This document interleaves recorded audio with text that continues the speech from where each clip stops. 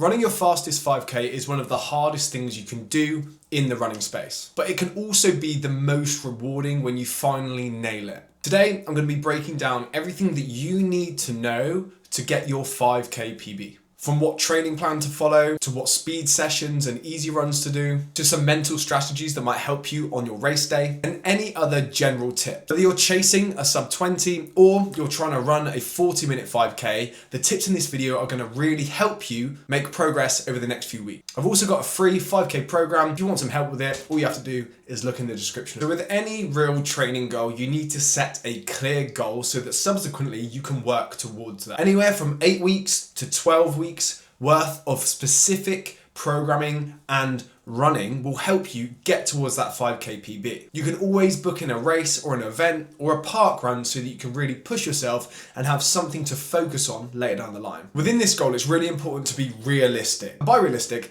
I don't want to be putting a Debbie Downer on things. I don't want you to be putting limits on yourself, but newsflash, if you're running a 40-minute 5K at the start of your training block, you're probably not going to be running a 90-minute 5K at the end of your training block. So some rough guidelines are as follows. If you're trying to run a sub 30 5K, you need to be starting your training block probably around like the 35-minute mark. If you want to be running a sub 25-minute 5K, you would probably need to start your training block around the 28-minute mark. And if you wanted to go sub 20, you definitely needed to be closer to that 22-minute mark. As the speeds of the 5Ks get faster, the progress will slow down. So for example, if you're a more advanced runner and you're trying to get below 19 minutes or 18 minutes, your progress within a training block will be less than someone who's just starting out, because the margin for error is much reduced. Within your goal, you need to be very realistic with what you can do within a week.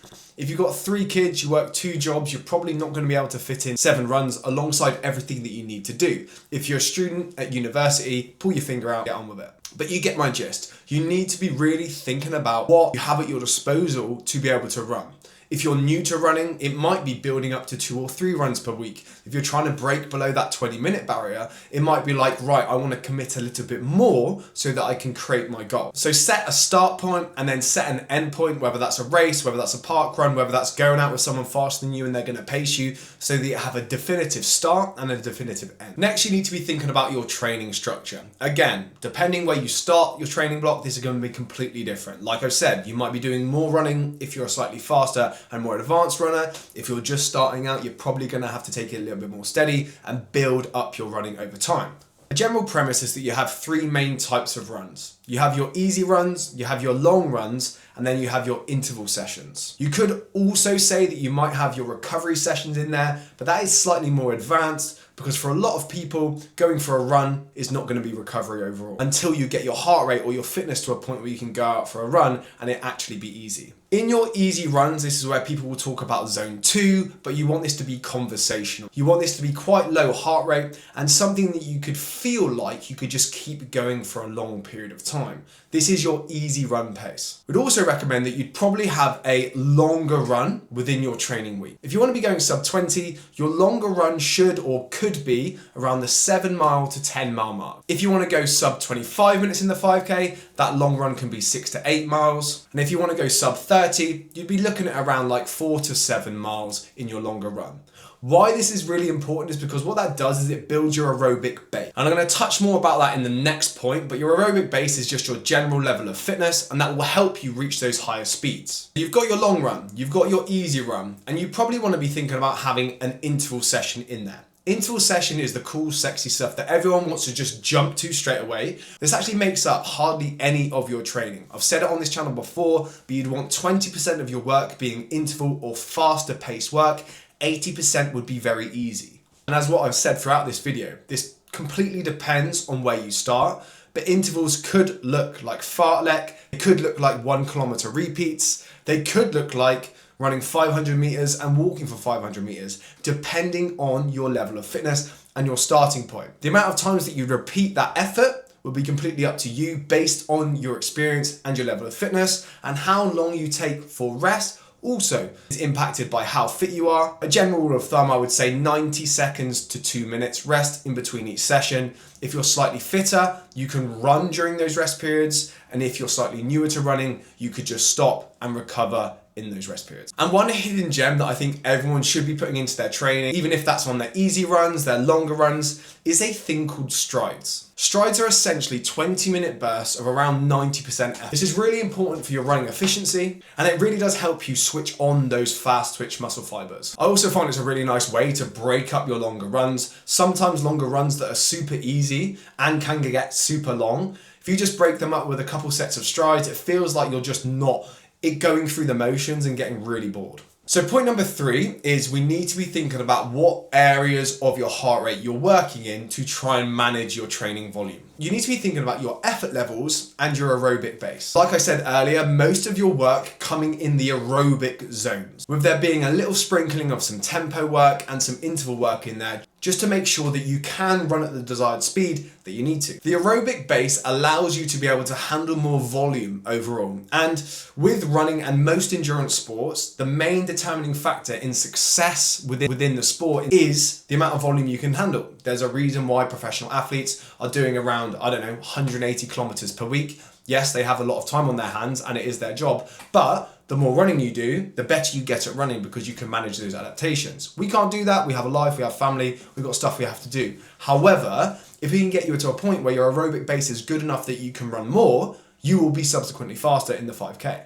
As you get more advanced, as long as you can manage your training volume, you might benefit from slightly more interval and speed work specific to you. This alludes to the point I said earlier where as you get more advanced, the margin for error in terms of your progress goes down. And this is where you'll have to experiment. But remember, if you push your intensity up, your volume might have to come down because it's all about managing your recovery. It leads us to the next point, which is within your 5K development program, you probably need to be thinking about your strength training and your recovery. Strength training is so important because what it does is it reinforces the mechanics of running. It protects your tendons and ligaments from the stress that you're going to put on it. It protects you from injury and improves your overall athleticism. I'm not expecting you to be Ronnie Coleman. That's a bodybuilder if anyone knows that reference. But what I am expecting you to do is do some form of resistance training just to bulletproof your lower body. Think about squats, think about deadlifts, think about a lot of single leg movements such as lunges or single leg extensions and hamstring curls. In terms of what rep ranges to be thinking about, I would say that you need to be thinking about slightly lower rep ranges. So you could think about 6 to 15 reps within a given set because you want to be thinking about developing strength, which lends itself more to the lower rep range. In terms of your recovery, you need to be thinking about sleep, lifestyle and stress management, and your nutrition. Nutrition is very important. Obviously, you want to be making sure you're getting enough protein. And no, that doesn't mean you have to be slamming protein shakes and amino acids all of the time because they're pretty shit anyway. But you want to be thinking about getting a good amount of protein in most of your meals, eating a good amount of carbohydrates and a well-balanced diet. Single ingredient whole foods is probably a good place to start. Making sure that you're fueling into your workouts. There's a big emphasis on weight in running at the moment. Obviously, you see a lot of people, they are lean, they are shredded, they are skinny potentially. Because being slightly heavier is not the best for running. However, I wouldn't over obsess about that. Just make sure you're eating enough to maintain your body weight and you will naturally recomposition. In terms of other recovery metrics, stress management and sleep, you'd be wanting to make sure you are getting at least 7+ hours of sleep per night. General recommendations from books are 8 hours, but I just don't see that working with my clients long term because they have lives, they have partners, they have kids. 7 hours is a good thing to aim for. In terms of stress management, try and keep your cortisol low so that you sleep better, you recover better, and you have more energy to be able to train your ass off. Obviously, a lot of the time you can't manage your cortisol because stress comes from life, family, school, kids, university, but try your best. Now we're going to be talking about some mental strategies that you need to be thinking about so that when you come to going for your PB effort, you are mentally ready for it. Nothing quite prepares you for a 5K effort than doing a 5K effort. So once you get your first one under your belt, you'll understand that kilometers 3 to 5 are grueling. Not fun. Everything in your little brain is telling you to stop, to quit, to run away. Not literally, but to stop. We need to be able to overcome that. And how we do that is we start to think about the process of running faster. We expose ourselves to that feeling of pain. And you're going to start to do that in your interval sessions. When you start to work out your paces, your 5K paces, and you start to develop your speed, you'll get small glimpses of what that feels like. And what that'll mean is when it comes to race day, whether that's a park run, whether that's an actual 5K race, you'll probably find yourself a little bit desensitized to it. which is exactly what you want. You can also think about running with people. This is why sometimes having pacers or running with a club is really helpful. There's bound to be someone faster than you there, and you can try and catch them the whole night. It's the best way to go about it, because you're not actually thinking about the pain that you're in, you're thinking about, don't let this person out of my sight. But the main thing is that you learn to enjoy that process. You enjoy that sense of, I'm choosing to do this to myself. It's not the most comfortable thing I've ever done, but I'm choosing to do it. And every time you realize that, you'll start to empower yourself to be able to make better progress. And lastly, when it comes to race day, at the end of your training program, you need to be thinking about a strategy. I'd be using a race pace chart. You type this in on Google, you'll find one. And I would be working out, based on your training, where do I want to be? You then work backwards from. I personally try and run a flat pace throughout the 5K.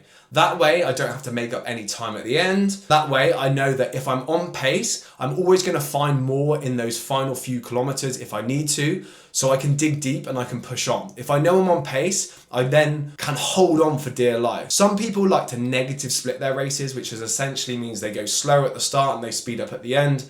But I have found that when I've tried to do that myself, it just leaves too much to be done and you can't claw it back. Then you're frustrated because you feel like you just haven't given it your all at the start of the race. Obviously on race day, you want to make sure you are hydrated and you have a good amount of carbohydrates pre-race. For the 5K as well, don't just rock up to the park run and just expect to send it. Make sure you are warming up. For a 5K, I'd say like a kilometer or 2 kilometer warm up, at least, with strides, with race paced efforts in there, so that you can get your body firing. You can't just stand there and go, right, race pace, off you go. It's going to look at you and it's go, absolutely not, Alex, it's not going to happen. And the main thing is you enjoy it and you trust the work that you've done is going to work. Best thing about running is some days it just isn't your day and some days it is your day. You don't know until you're about a kilometer or 2 kilometers in. So just go in with it and just go, you know what? I'm going to enjoy it. I'm going to take it for what it is. Expect nothing back. Expect nothing back. And this is something that I say to my clients all the time. Running owes you nothing. So just try your best and see what happens. Those would be my main tips for running a faster 5K. These are the exact strategies I use within my online coaching program. So if this is something you would ever be interested in, there is a link in my description below and you can apply. Or if you're here for the YouTube content, just stay for the YouTube content. Enjoy the process, happy training. And remember, there is that free 5K program in the description. I will see you very soon.